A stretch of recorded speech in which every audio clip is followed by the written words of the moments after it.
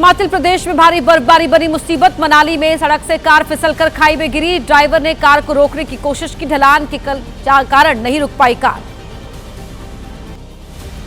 हिमाचल प्रदेश में लगातार बर्फबारी के चलते हादसा। बर्फीली हवाओं के चलते थार गाड़ी पर गिरा विशाल पेड़, गाड़ी बुरी तरह क्षतिग्रस्त हुई। हादसे में बाल बाल बची कार सवारों की जान।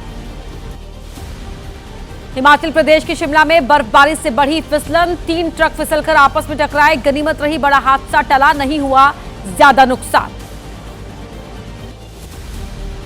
बर्फबारी के चलते शिमला में हालात बिगड़े, अधिकतर सड़कें आवाजाही के लिए बंद। सड़कों पर बिछी बर्फ, गाड़ियों ने ओढ़ी बर्फ की मोटी चादर। खराब मौसम से कई जगह बिजली पानी गुल।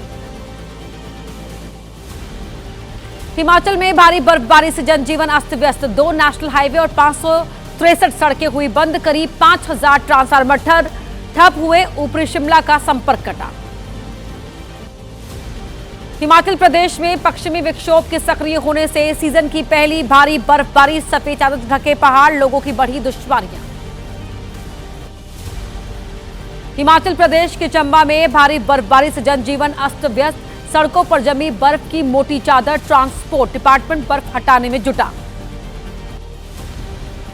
शिमला रोड पर लगा 15 किलोमीटर लंबा जाम। करीब 5 घंटे तक जाम में फंसे रहे लोग। निचले इलाकों में बारिश और ऊपरी इलाकों में बर्फबारी से बिगड़े हालात। चंबा के चुराहा में भारी बर्फबारी से जनजीवन अस्त व्यस्त। जगह जगह सड़कें हुई जाम। सार्वजनिक परिवहन विभाग सड़कों को खोलने में जुटा। पहाड़ों पर लगातार बर्फबारी की वजह से लोगों की बढ़ी मुश्किलें। शिमला के तवी मोड़ के पास सड़कों पर जमी बर्फ के बीच फंसी HRTC की बस मुश्किल से निकाली गई। हिमाचल प्रदेश के पालमपुर में सालों बाद हुई बर्फबारी। खेतों खलिहानों में बिछी बर्फबारी से मौसम में भारी गिरावट। अगले 1 दिन मौसम खराब रहने का अनुमान। जम्मू कश्मीर के रामबन में बर्फबारी का दौर जारी। घाटी में चारों तरफ बर्फ ही बर्फ आ रही है नजर। सड़क पर कई फीट तक जमी बर्फ, लोगों का घरों से निकलना हुआ मुश्किल। भारी बारिश और बर्फबारी से देश के कई इलाकों में जनजीवन अस्त व्यस्त। आज भी कई हिस्सों में बदल सकता है मौसम। अगले 2 दिन में पश्चिमी हिमालय क्षेत्र के कुछ इलाकों में तेज बारिश और भारी बर्फबारी का अलर्ट। जम्मू कश्मीर के कठुआ में बर्फबारी से बिगड़े हालात। पहाड़ों पर भारी बर्फबारी से जगह जगह रास्ते हुए बंद। सड़कों पर जमी बर्फ हटाने में जुटी टीमें। हिमाचल प्रदेश के लाहौल स्पीति में भीषण बर्फबारी। बर्फ से ढका नजर आया पूरा इलाका। कुछ इलाकों में 2 से 2.5 फीट तक जमी बर्फ। बर्फबारी के चलते अभी भी बंद है जम्मू श्रीनगर राष्ट्रीय राजमार्ग। सड़क को खोलने का काम युद्ध स्तर पर जारी। जम्मू कश्मीर के पटनी टॉप में मौसम की पहली बर्फबारी। लगभग 6 इंच मोटी बर्फ की चादर से ढका इलाका। भारी बर्फबारी और कम विजिबिलिटी की वजह से ट्रैफिक रोका गया।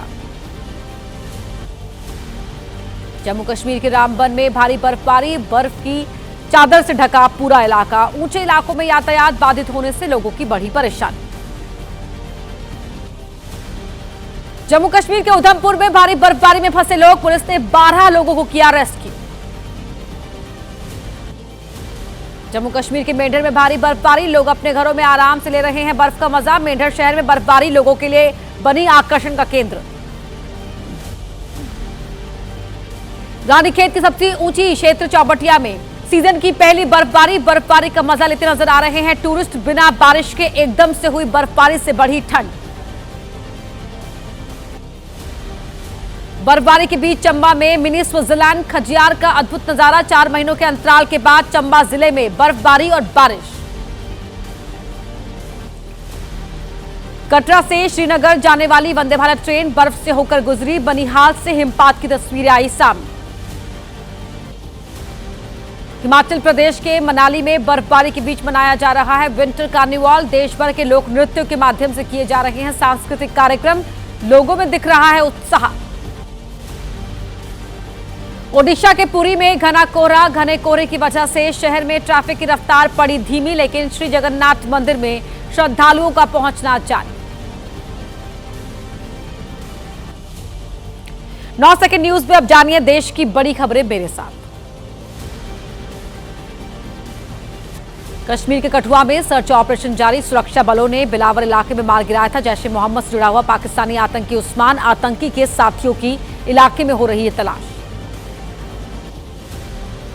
26 जनवरी पर पहली बार सेरेमोनियल के बजाय कॉम्बैट भूमिका में दिखाई देगी परेड। पहली बार दिखाए जाएंगे तीनों ही सेना के कॉम्बैट भूमिका में मार्चिंग दस्ते। पारंपरिक गियर के बजाय लड़ाकू भूमिका में आएंगे नजर। असम में गणतंत्र दिवस को लेकर तैयारियां। डिब्रूगढ़ में की गई रिपब्लिक डे परेड की रिहर्सल। सुरक्षा बलों के अलग अलग दस्ते ने लिया रिहर्सल परेड में हिस्सा। 26 जनवरी को सुबह 3 बजे से दिल्ली में चलेगी मेट्रो। सभी लाइन पर लागू की गई व्यवस्था। कर्तव्य पथ तक लोगों की सुगम आवाजाही सुनिश्चित करने के लिए फैसला। रक्षा मंत्री गार्ड ऑफ ऑनर का करेंगे रिव्यू। पुरस्कार समारोह में एनसीसी कैडेट्स को देंगे रक्षा मंत्री पदक और प्रशस्ति पत्र। एसएससी कैडेट्स को भी करेंगे संबोधित। यूरोपीय आयोग के अध्यक्ष का भारत दौरा। गणतंत्र दिवस में शामिल होने के लिए आज पहुंचेंगे दिल्ली। कल आएंगे यूरोपीय परिषद के अध्यक्ष। आज पीएम मोदी की अध्यक्षता में होगी केंद्रीय कैबिनेट की बैठक। इस हफ्ते ये कैबिनेट की होगी दूसरी बैठक। कई अहम फैसलों पर मुहर लगने की उम्मीद।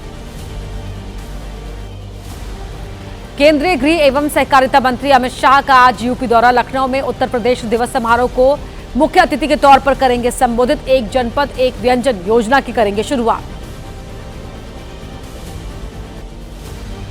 यूपी दिवस के मौके पर देश भर में आयोजन। मंत्री सांसद करेंगे अलग अलग राज्यों में प्रतिनिधित्व।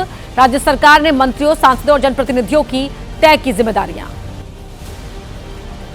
आज 102वां कर्पूरी जयंती समारोह। नीतीश समारोह में शामिल होने पहुंचेंगे। जननायक के पैतृक गांव कर्पूरी ग्राम श्रद्धांजलि अर्पित करने के साथ साथ कई विकास कार्यों का करेंगे शुभारंभ और शिलान्यास। 9 सेकंड न्यूज में देश की कुछ और अहम खबरों पर डाली नजर। टीएमसी सांसद Mahua Moitra cash for query case में दिल्ली हाईकोर्ट का लोकपाल को निर्देश। कहा सीबीआई को चार्जशीट दाखिल करने की मंजूरी देने के मुद्दे पर 2 महीने में करे फैसला। दिल्ली शराब नीति से जुड़ा करप्शन का मामला। आज राउज एवेन्यू कोर्ट में सुनवाई। आरोपी समीर महेंद्र के वकील चार्ज फ्रेम करने के खिलाफ रखेंगे दलील। अगस्ता वेस्टलैंड हेलीकॉप्टर घोटाले से जुड़ा हुआ मामला। राउज एवेन्यू कोर्ट में आज सुनवाई। कोर्ट सीबीआई की चार्जशीट पर संज्ञान लेकर कर रहा है सुनवाई।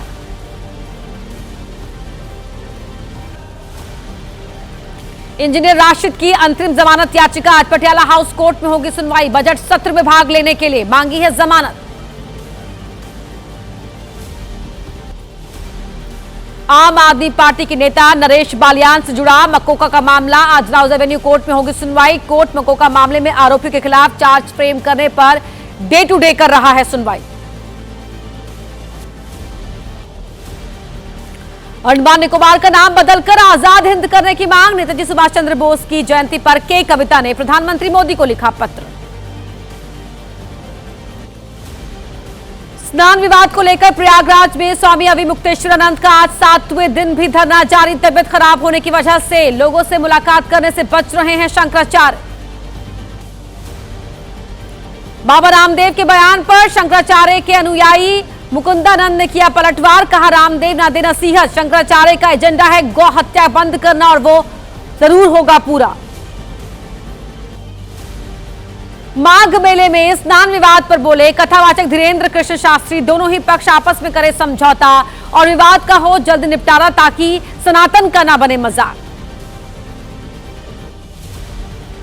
शंकराचार्य स्वामी अविमुक्तेश्वरानंद मुद्दे पर यूपी के अमेठी में यूथ कांग्रेस ने निकाला मार्च। एसडीएम को राज्यपाल के नाम सौंपा ज्ञापन। उच्च स्तरीय जांच की मांग की। और आइए अब जानिए मेरे साथ 9 सेकंड न्यूज में सियासी गलियारों की तमाम बड़ी हलचलें।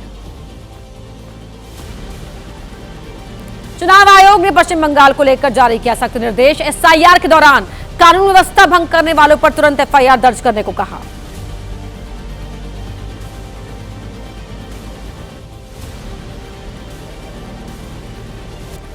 एसआईआर को लेकर ममता बनर्जी ने फिर उठाए सवाल। कहा अगर सुभाष चंद्र बोस आज जीवित होते तो क्या उन्हें भी सुनवाई के लिए बुलाया जाता। नेताजी जयंती कार्यक्रम में चुनाव आयोग पर साधा निशाना।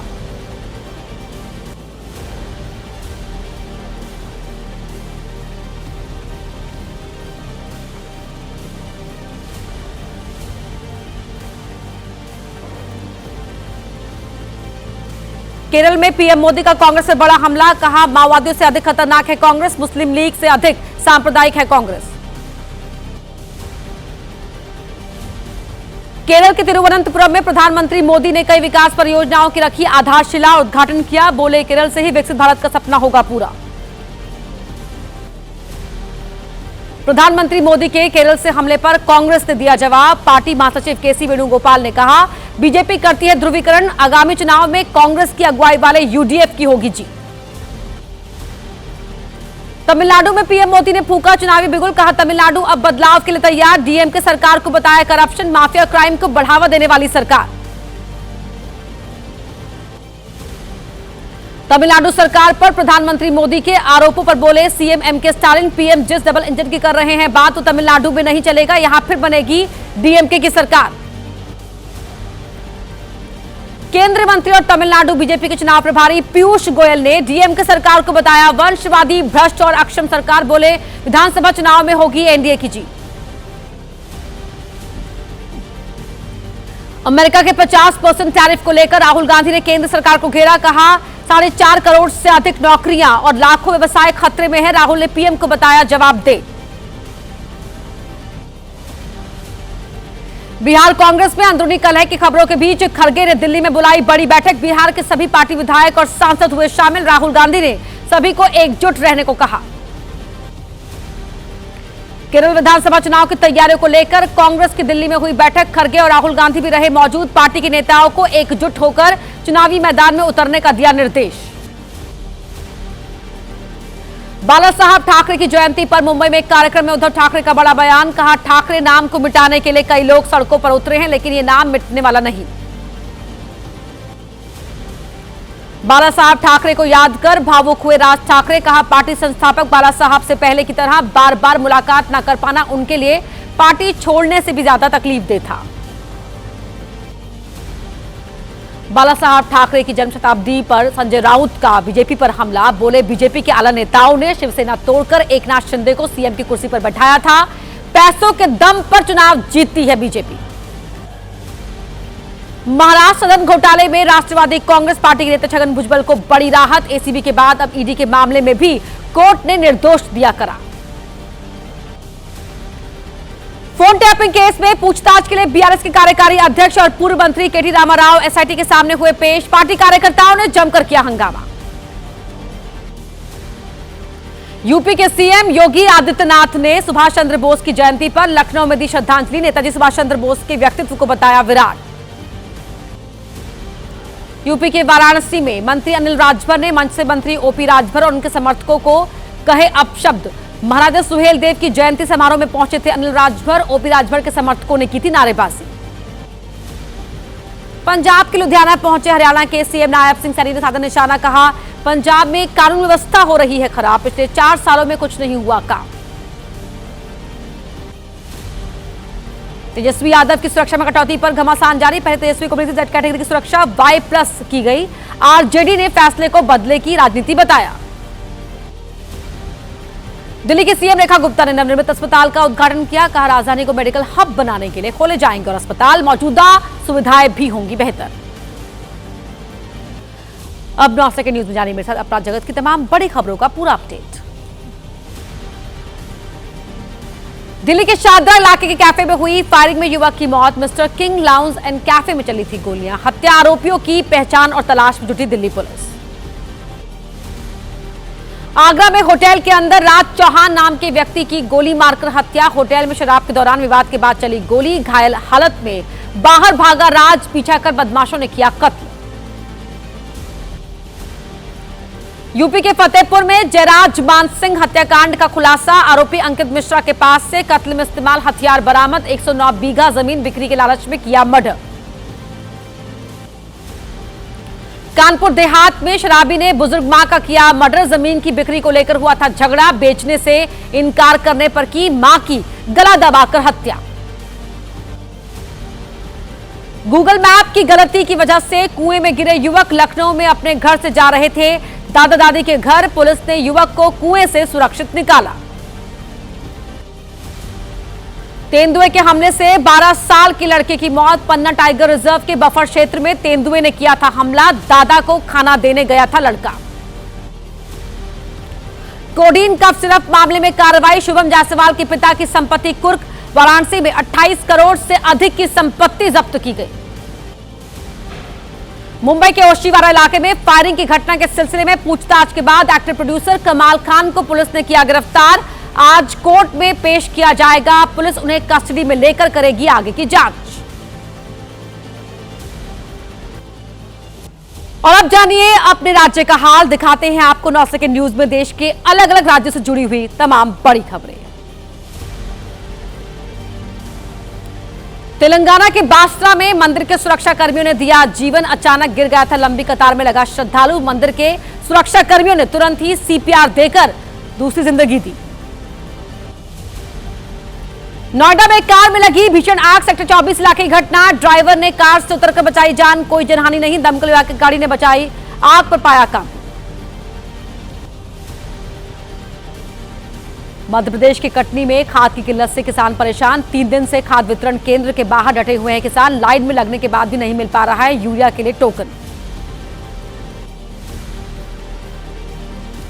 एमपी के उज्जैन में दूसरे दिन भड़की हिंसा के बाद फिलहाल शांति। गुरुवार को रास्ते को लेकर शुरू हुआ था विवाद। प्रभावित इलाकों में भारी पुलिस बल तैनात।